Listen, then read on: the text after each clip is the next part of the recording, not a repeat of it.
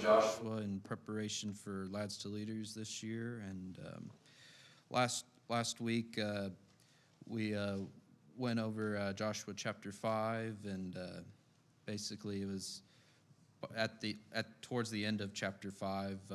We notice the commander of the Lord talking with Joshua, and so for tonight, basically, as you can see, it's more like a to be continued from last week, and now it's to be continued now.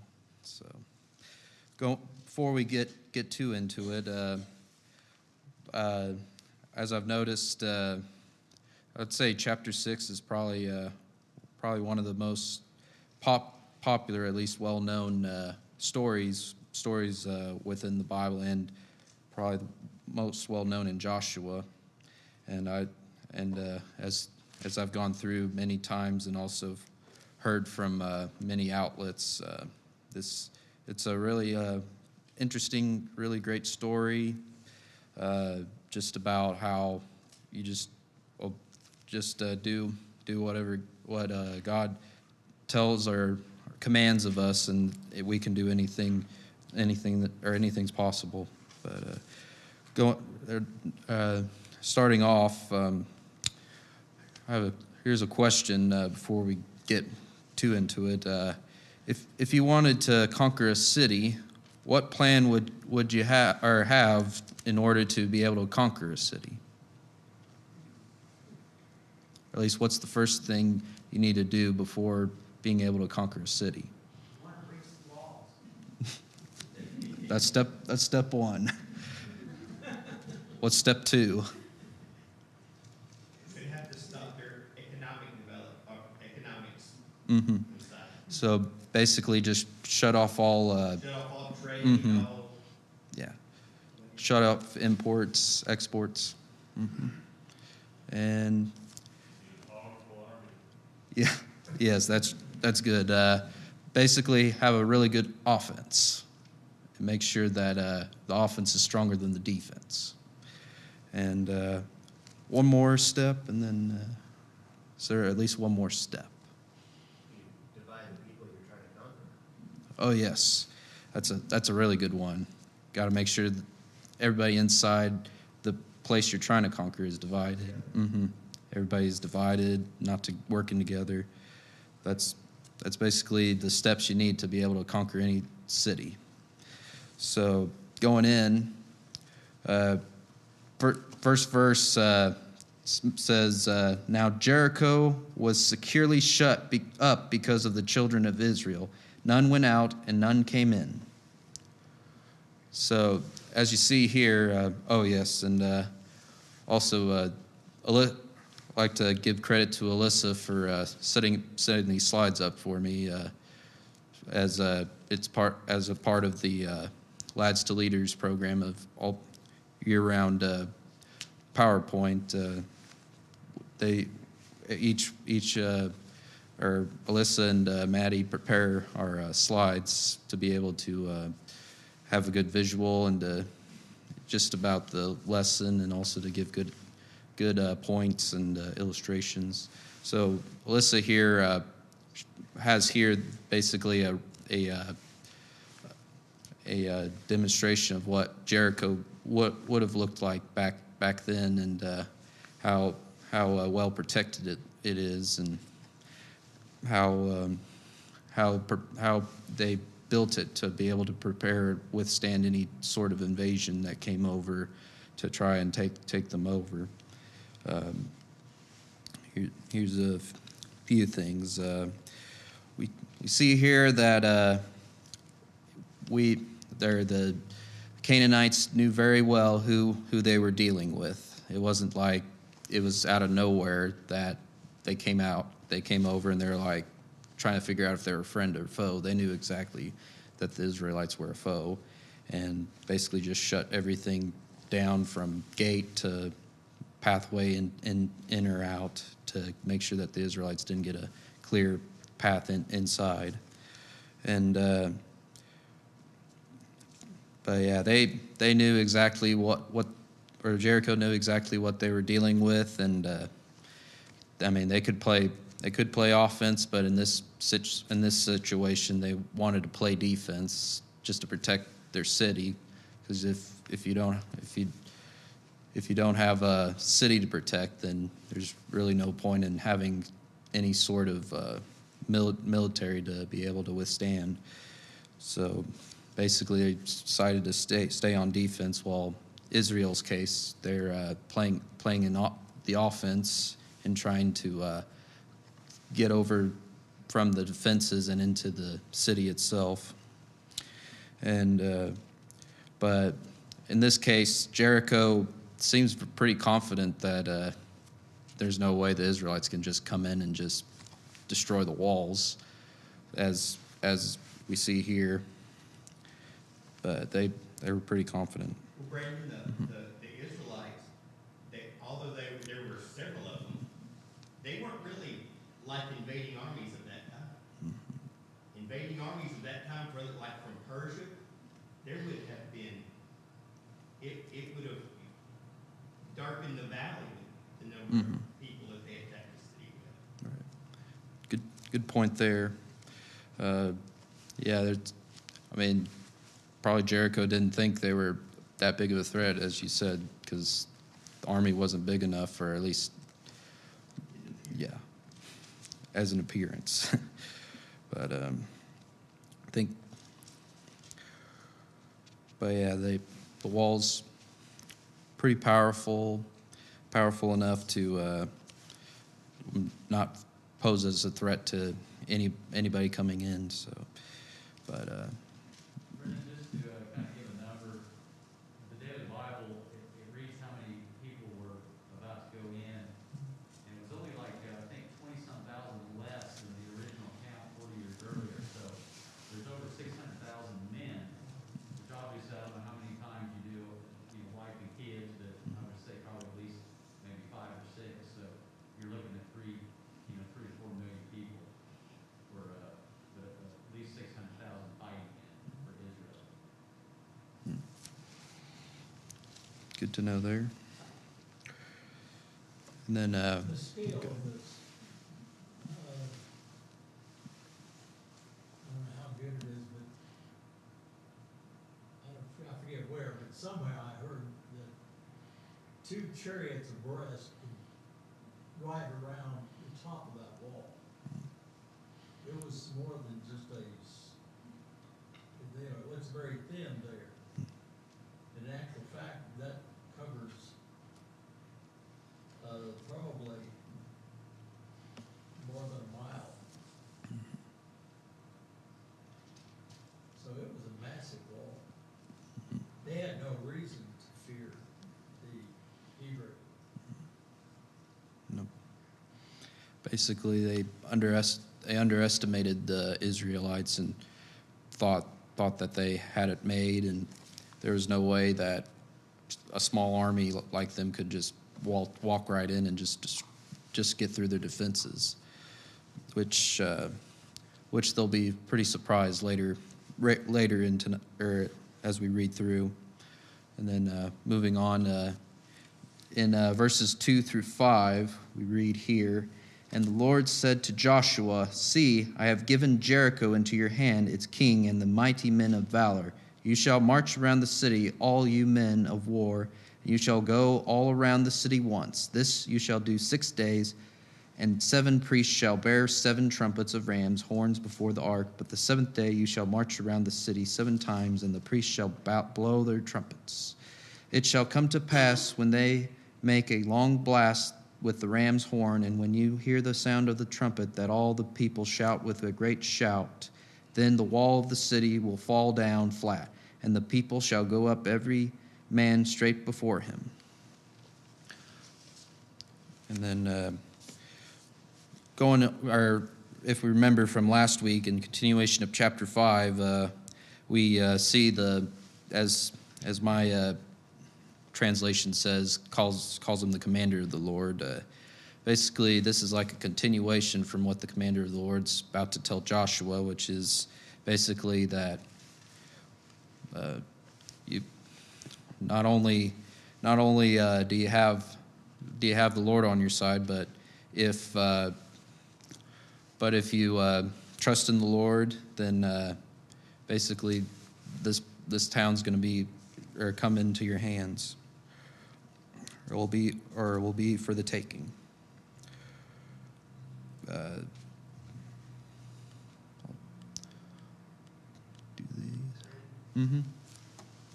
This whole story just amazes me because you think about some of the really dumb stuff the children of Israel did along the way. I mean, they ended up, marching 40 years because of all that. But now they followed God's plan to the exact letter.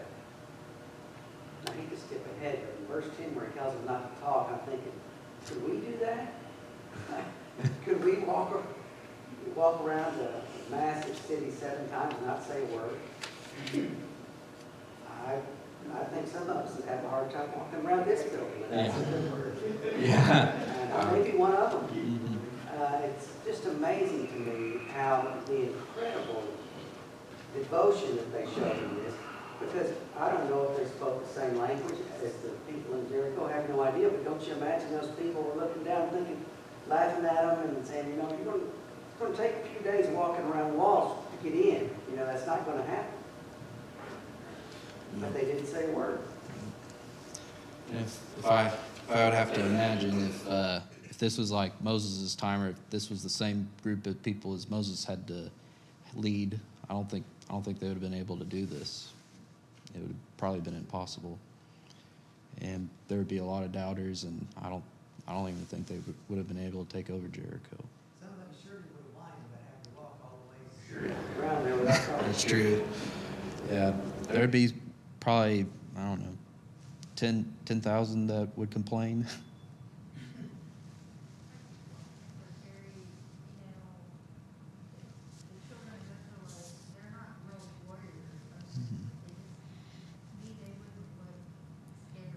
Mm-hmm. No. I mean, it'd be tough for the city of Jericho to take a group of people that just walk around, and then blowing their horns and then yelling to think, oh, what are they doing? Like, is there any way we can just, or there's no, I don't even know why, if they're trying to take over, why would they be doing this? There's no way they'd be able to take over if they do this. So. Another point though, we already have Rahab the harlot saying that they're in fear of the Israelites, that they've heard about the God of the Israelites. They know they crossed the Jordan on dry ground. So I take the position that they're probably very concerned about the Israelites. And basically they're probably in fear when they're doing these things, knowing that it's probably their God that's been conquered, not the actual Israelites. At least that's the impression I get from our prior readings through the previous chapters. So basically, they were definitely afraid, but at the same time, they were just relying on their defenses for protection to basically ease their fear. So I think that would be fair to say here. At least. More than adequate Mm-hmm. defenses. God did not depend on the Israelites to do anything. We have archaeological evidence to its effect.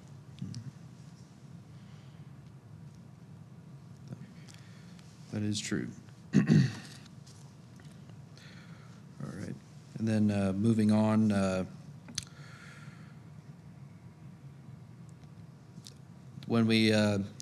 then we see here with that God's given them the land, the king and the mighty men of valor to the Israelites. According to a commentary I saw about the men of valor, from opinion, they said it could have been at least a couple of the best Canaanites around the area, basically that came in and to basically help out with Jericho, for a situation like this. And since they heard about the Israelites coming in, they're like, we need at least a couple more defenses, or at least good leaders to be able to handle this invasion that's coming near or towards them. And then question in regards to the commander of the Lord telling Joshua about how the land was in their favor. For us, if we were told that there was 100% chance that the person in front of us that looks better or stronger than us, we're going to be able to beat them or defeat them in a competition or just any sort of competitive event, how would that make a difference in our confidence, or would it not? Would it just be the same? I think absolutely you'd be more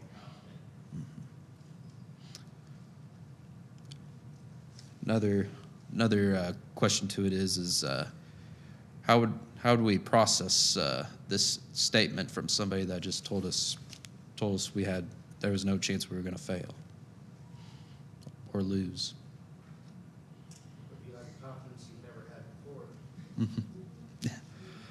Yes. Probably celebrate, and whatever we plan, we know it's not going to fail. So we just march right in and stick with our plan and just go in 100% and not worry about losing.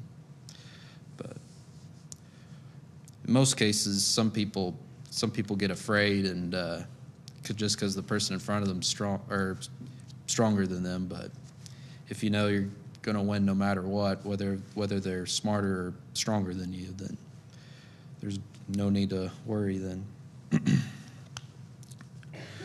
And going along, let's see. The captain of the Lord instructs the Israelites to march around Jericho for at least a whole week. It says here 6 days, along with another day where but basically they were supposed to do this for a whole week, which sounds like a lot of work and a lot of exercise. So I'd say the Israelites here probably had really good workout the last couple of days when they were invading Jericho. This looks like something God wanted to see that if the people would do, or he told them to do it this way just to see how the people would respond, or at least how they would be able, if they would follow or not. We notice the lucky number 7 appears, which is mentioned earlier through Joshua.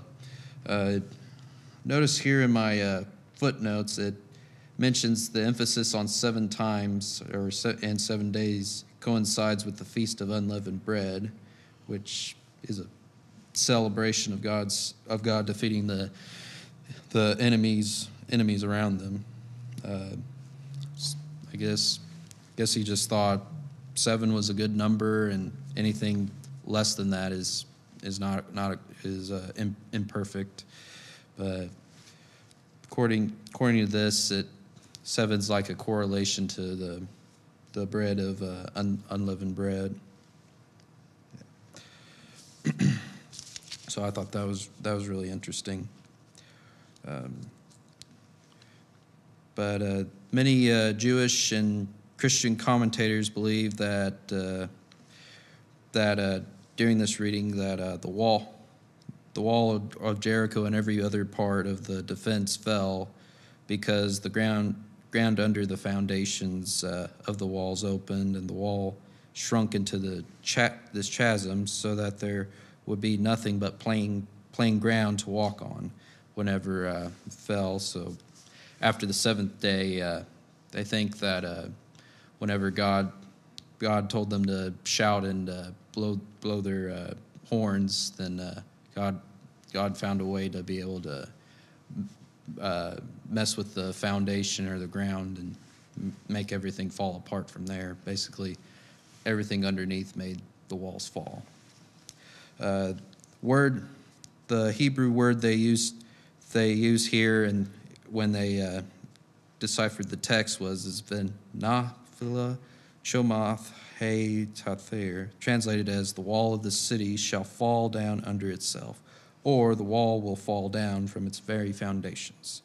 So basically, God, as long as the Israelites fulfilled their end of the deal, then God would be able to shake the foundation of Jericho, and everything would fall underneath them. Question is would it be fair to say that God wanted to see how obedient Israel was obedient Israel was if God would help them, or at least as long as they fulfill their end, then God would help them take over the city of Jericho? Test of faith. Mm-hmm. So I'm doing something silly that you don't have any tools or anything like Okay. that's going to take down a super wall. Mm-hmm. So you're putting a lot of faith into it. Yes, that's what I was looking for. Basically, testing one's faith, and if your faith's not strong, then there's no reason to reward.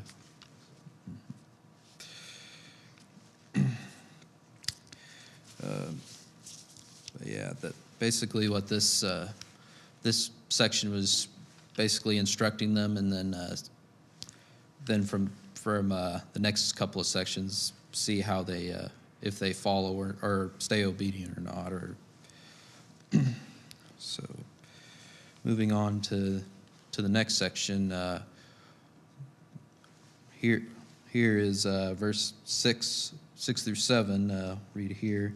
Then Joshua the son of Nun called the priests and said to them, "Take up the ark of the covenant, and let 7 priests bear 7 trumpets of ram's horns before the ark of the Lord."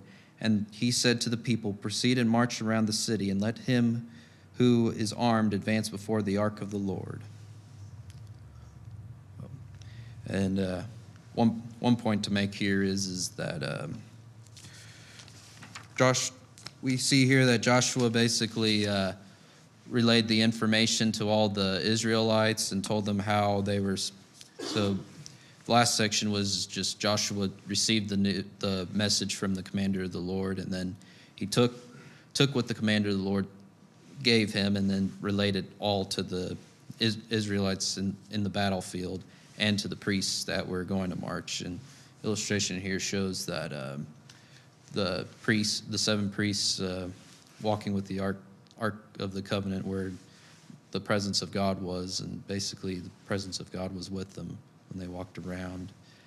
And then also there's probably the priest with the 7 horns there. And that's it for that section. And then moving on into Joshua 6, 8 through 11, reads here, "So it was when Joshua had spoken to the people that the 7 priests bearing the 7 trumpets of ram's horns before the Lord advanced and blew the trumpets, and the ark of the covenant of the Lord followed them. The armed men went before the priests who blew the trumpets, and the rear guard came after the ark, while the priests continued blowing the trumpets. Now Joshua had commanded the people, saying, 'You shall not shout or make any noise with your voice, nor shall a word proceed out of your mouth, until the day I say to you, shout, and then you shall shout.' So he had the ark of the Lord circle the city, going around it once. Then they came into the camp and lodged in the camp." And as Stacy mentioned earlier, they were basically told to don't shout now, but wait until the 7th day, then we can all shout. So try to hold your excitement until the 7th day. And then reading in the next couple of verses, "And Joshua rose early in the morning, and the priests took up the ark of the Lord. Then the 7 priests bearing 7 trumpets of ram's horns before the ark of the Lord went on continually and blew with the trumpets, and the armed men went before them, but the rear guard came after the ark of the Lord, while the priests continued blowing the trumpets. And the 2nd day they marched around the city once and returned to the camp. So they did 6 days." So here, these last couple of verses, we read basically after they heard the information, then they finally took it and put it into action, and basically marched around for the next couple of days, at least 7 times around, and then blew their horns, but they didn't shout. So there was no shouting was allowed, and they did this for the next 6 days. And the last verse mentions they did this. They did it for every single day, without ever taking, or at least only once a day. That's it for that. And then next verses 15 through 16. But it came to pass on the 7th day that they rose early about the dawning of the day and marched around the city 7 times in the same manner. On the day only they marched around the city 7 times. And the 7th time it happened, when the priests blew the trumpets, that Joshua said to the people, "Shout, for the Lord has given you the city." Here we finally reached the 7th day, and this was the time where they weren't to hold back. They were to, after they marched 7 times, they were to give it everything they had.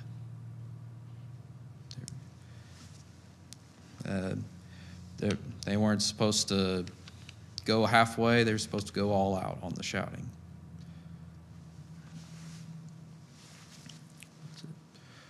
And then next sections, verses 17 through 19, read, "Now the city shall be doomed by the Lord to destruction, it and all who are in it. Only Rahab the harlot shall live, she and all who are with her in the house, because she hid the messengers that we sent.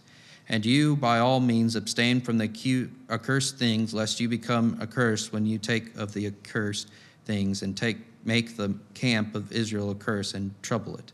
But all the silver and gold and vessels of bronze and iron are consecrated to the Lord. They shall come into the treasury of the Lord." And as we talked about in a couple of weeks ago in chapter 2, Rahab the harlot, we talked about, basically hid the spies that were in the area, and during that time, basically Rahab asked for a promise to basically spare her and her family, and the spies agreed, but they mentioned a few things.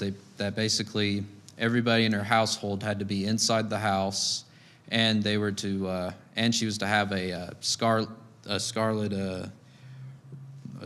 cord to hang down, and as long as that was there, then that was the sign that they were to spare that place only, and everywhere else they were supposed to destroy everything. And as long as everybody that's the family of Rahab was inside that house, then they'd all be saved. Brandon, it also let you know you have to be careful about how you treat folks. Even though the lady she was, they still needed her help too. So Mhm. you have to be careful how you treat anyone. I don't care what they are doing or what, like, you never know who might need help. That is a true statement there. Make sure to treat them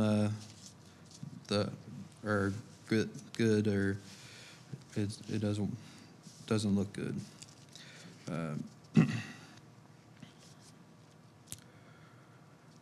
And then also at the end of the verse 19, it mentioned that when they found all the gold, silver, and bronze, they were to not. It didn't say they were supposed to keep it for themselves. They were supposed to take it all and throw it into the treasury of the Lord. So they couldn't keep any for themselves. And then, as you'll notice next week, somebody decided to keep it for themselves, and that's what hurt their chances of victory for the next city they were supposed to take.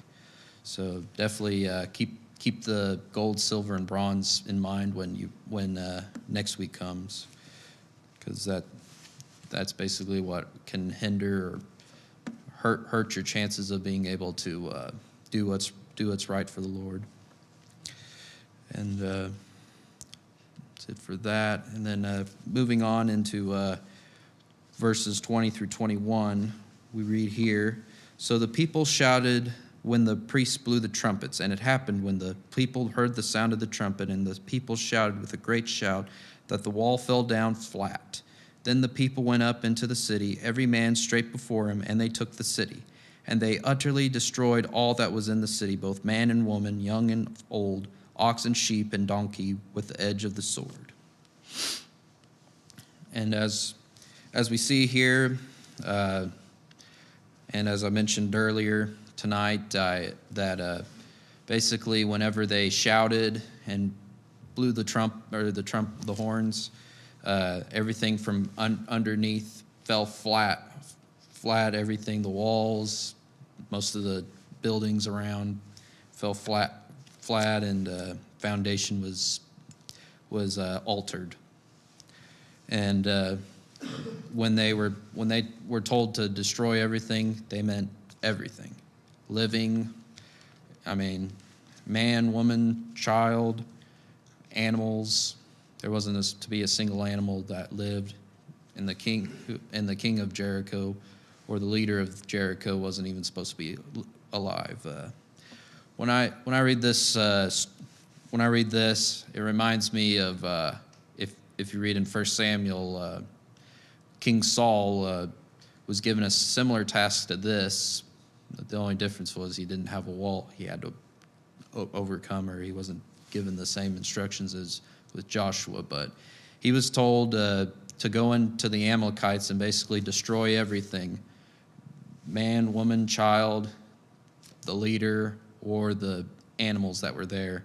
However, because Saul was thinking for himself and thought what he could gain from it, he basically spared all the animals, the sheep, and spared the king of the Amalekites. And Samuel definitely wasn't very happy, and God basically told him to go in and just reject Saul as king. And what we see here is that if Joshua and the people didn't do what God wanted them to do, then Joshua probably would have been rejected as a leader. Once again, I'm totally amazed and impressed at the dedication these people had. Because we learn in the next chapter that if even one person had gone against what God said, there was a very real possibility that the walls would have fallen down. Mm-hmm. God would not have given them the city, just like he didn't give them Ai in the next chapter. Mm-hmm. So they did exactly what they said, what he told them. I can't even imagine how difficult it would have been to kill women and children, but they did. Yeah, it probably was hard to do, but they knew if God told them to do it, they had to do it.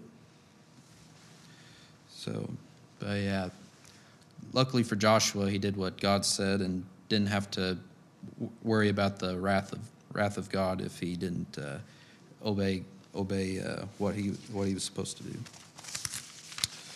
And last couple of verses, 22 and 23. "But Joshua had said to the two men who had spied out the country, 'Go into the harlot's house, and from there bring out the woman and all that she has, as you swore to her.' And the young men who had been spies went in and brought out Rahab, her father, her mother, her brothers, and all she had. So they brought out all the relatives and left them outside the camp of Israel."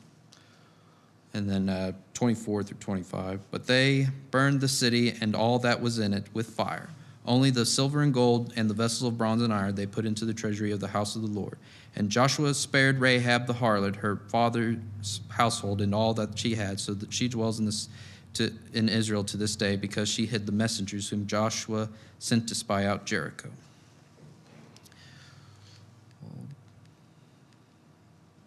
Oops. So we finally see that Joshua honors the promise that Rahab was given, and basically told the two spies to go find Rahab and her family and bring them all out and tell them, "You're safe. It's time to come out and go live your time, and that know that you're spared. So the reason why these details are probably important is that it helped definitely, as I mentioned a couple weeks ago, it helped the lineage of Jesus Christ, as the genealogy in Matthew mentions, which is probably why God believes this detail is probably very important to mention. Little hypothetical thought. You think there was any, or was there any doubt, or did Rahab and her family have a little bit of doubt as to whether they would honor the promise or not?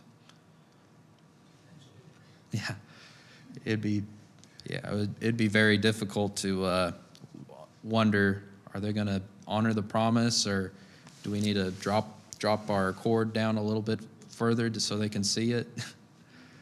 I mean, I'd be a little bit worried if be very nervous and be like trying to yell and say, "Hey, we're over here" or something.